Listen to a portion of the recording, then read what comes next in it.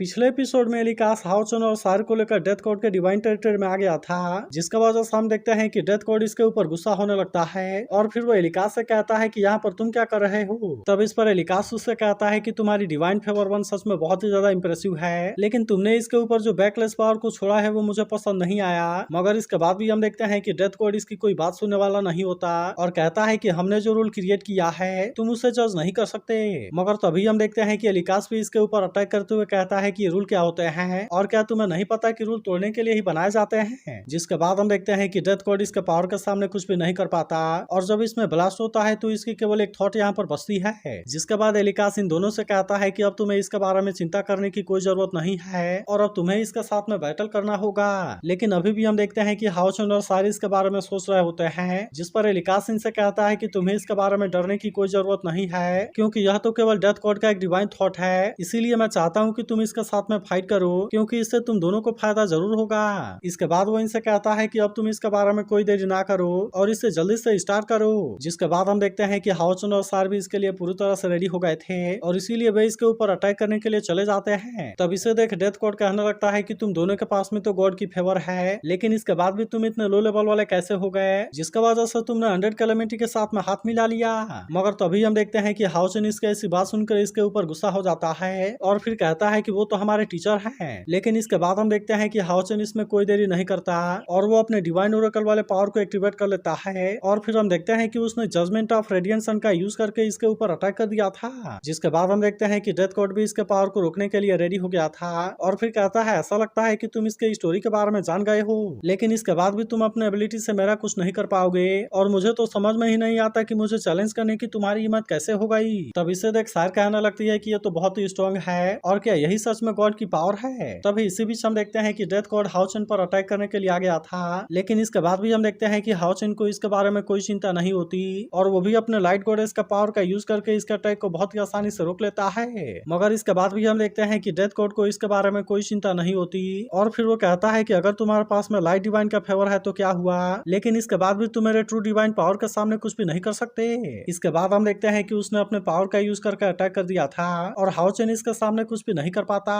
लेकिन तभी एलिकास इनसे कहता है कि तुम इसमें कोई पैनिक ना करो और फिर सार से कहता है कि सबसे पहले उसका सामना करने के लिए तुम जाओ। जिसके बाद हम देखते हैं कि इसकी बात सुनकर सार भी इसके लिए रेडी हो गई थी और इसीलिए वो अपने पावर का यूज करके लगातार इस पर अटैक करना शुरू कर देती है। मगर फिर भी हम देखते हैं कि डेथ कोड की पावर कोई कम नहीं होती और इसीलिए हम देखते हैं कि सार इसके सामने ज्यादा कुछ नहीं कर पाती। मगर इसके बाद भी हम देखते हैं कि सार इसके सामने इतना आसानी से हार मानने वाली नहीं होती और वो अपने डेथ प्यूरिफिकेशन वाले पावर का यूज करके इस पर अटैक करने के लिए रेडी हो जाती है। तब इसे देख डेथ कोड उसे कहता है कि तुम्हारी सारी पावर तो मुझसे ही आती है, लेकिन क्या इसके बाद भी तुम्हें लगता है कि तुम इस तरह से मुझे हरा पाओगी। अब इसीलिए हम देखते हैं कि वो इस पर काफी गुस्सा हो गया था और तुरंत अपने पावर का यूज करके इस पर अटैक कर देता है। तब इसे देख एलिकास हाओचन से कहता है कि अब तुम्हारी बारी है। जिसके बाद हम देखते हैं कि हाओचन ने भी अपने सन में डिवाइन सील का यूज कर दिया था और इसी वजह से वो पावर इनका कुछ भी नहीं कर पाती। तभी एलिकास सार से कहता है कि तुम इसको डेथ पावर के फीलिंग के ऊपर फोकस करो, जिसके दौरान तुम इसके फॉर्म के ऊपर बिल्कुल भी ध्यान ना देना और केवल इमेजिन करना है कि एनर्जी के स्ट्रीम है।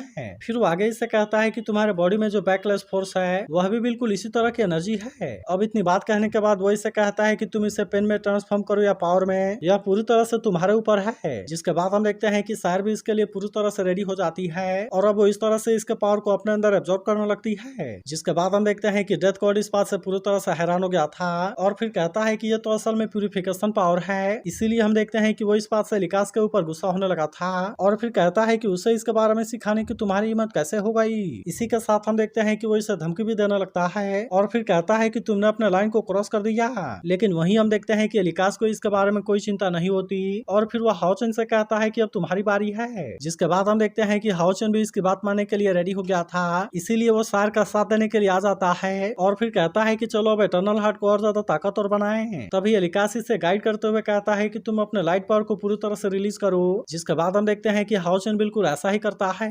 तब एलिकास उससे कहता है कि तुम सारे डिवाइन पावर को एब्जॉर्ब करो, जिसे कि सार ने प्यूरिफाई किया है। तभी हम देखते हैं कि डेथ कोड इस बात से इसके ऊपर और ज्यादा गुस्सा हो गया था और फिर कहता है कि एलिकास इससे जल्दी से रोक दो। लेकिन इसके बाद भी हम देखते हैं कि एलिकास को इसके बारे में कोई चिंता नहीं होती और वहीं हाओचन ने भी सारे डिवाइन पावर को एब्जॉर्ब करना शुरू कर दिया था। जिसके बाद हम देखते हैं कि डेथ कोड इसे रोकने के लिए कुछ भी नहीं कर पाता और फिर कहता है कि इसकी इनेट स्पिरिचुअल पावर तो 120 पॉइंट हो गई। जिसके बाद हम देखते हैं कि हाओचन की पावर पावर अब काफी बढ़ गई थी और अब इसीलिए वो पहले से बहुत ज्यादा स्ट्रॉन्ग हो जाता है। तभी एलिकास उसे कहने लगता है कि तुम इस पावर को पूरी तरह से एक्सपीरियंस करो और ऐसा फील करो कि लाइट गॉड से भी आगे जाने पर कैसा लगेगा। जिसके बाद हम देखते हैं कि हाउचन भी अपने पावर को एक्टिवेट कर लेता है और अब वो इस तरह से इस पर अटैक करने के लिए रेडी हो गया था। तभी हम देखते हैं कि डेथ गॉड भी इतना आसानी से हार मानने वाला नहीं होता। तब इसे देख डेथ गॉड भी इसका सामना करने के लिए आता है, लेकिन फिर भी हम देखते हैं कि वो इस बार इसका सामने कुछ भी नहीं कर पाता और आखिरकार वो इसमें हार जाता है। जिसके बाद हम देखते हैं कि एलिकास इस बात से काफी खुश हो गया था और फिर कहता है कि मेरे डिसाइपल तुमने तो इसमें काफी अच्छा किया और मैंने जितना सोचा था तुम तो उससे ज्यादा पावरफुल हो। इसके बाद हम देखते हैं कि वो अपने पावर का यूज करके डेथ कोड को भी बचा लेता है। जिसके बाद वो इससे कहता है कि मेरी हेल्प करने के लिए थैंक यू, लेकिन फिर वो इनसे कहता है कि मैं अब दूसरे दुनिया का ट्रेवल करना चाहता हूँ और इसीलिए अच्छा होगा कि तुम मुझे रोकने की कोशिश ना करो। मगर इसके बाद भी हम देखते हैं कि डेथ कोड इतना आसानी से मानने वाला नहीं होता और कहता है कि अलाइकस तुम तो इतना हजारों सालों से सोए हुए हो, लेकिन क्या इसके बाद भी तुम इतना अरोगेंट हो। इसी के साथ वो इससे कहता है तुम्हें क्या लगता है कि तुम कोई गॉड हो और यहाँ तक कि तुम इस दुनिया को भी क्रॉस करना चाहते हो। तब इस पर अलाइकस अपने पावर का यूज करते हुए कहता है कि अगर मैं गॉड बनना चाहता तो फिर तो मैं बहुत पहले ही गॉड बन गया होता। और फिर हम देखते हैं कि वो अपने पावर का यूज करके इसे चीर देता है, लेकिन तभी हम देखते हैं कि हाउचन और साइरिस के बारे में सोचकर परेशान होने लगते हैं। जिस पर अलाइकस इनसे कहता है कि अब हमें गुड बाय बोलने का टाइम आ गया है। जिसके बाद हम देखते हैं कि इसके बारे में सुनकर वे दोनों इस बात से काफी परेशान हो जाते हैं। तभी हम देखते हैं कि अलाइकस इनके सामने आता है और फिर कहता है कि मैं तुम दोनों को थैंक यू बोलना चाहता हूँ क्योंकि तुम दोनों के द्वारा अवेकन होना सच में बहुत इंटरेस्टिंग था। जिसके बाद हम देखते हैं कि वे भी इस बात से काफी खुश हो जाते हैं और कहते हैं कि हम सारे चीजों के लिए आपका ग्रेटफुल हैं। लेकिन तभी अलाइकस इनसे कहता है कि अब तुम्हें से एक पास में मेरा लाइट पावर का इनहेरिटेंस है जबकि दूसरे के पास में डेथ का प्यूरिफिकेशन पावर का मास्टरी। अब इतनी बात कहने के बाद हम देखते हैं कि वो यहाँ से जाने लगता है, लेकिन तभी हम देखते हैं कि सारी इस बात से परेशान हो जाती है और फिर उससे कहती है कि ये तो बहुत ही अचानक से हो गया। तभी हाउचन भी उससे पूछने लगता है कि आखिरकार आप कहाँ जाएंगे और हम आपसे फिर मिलेंगे कैसे।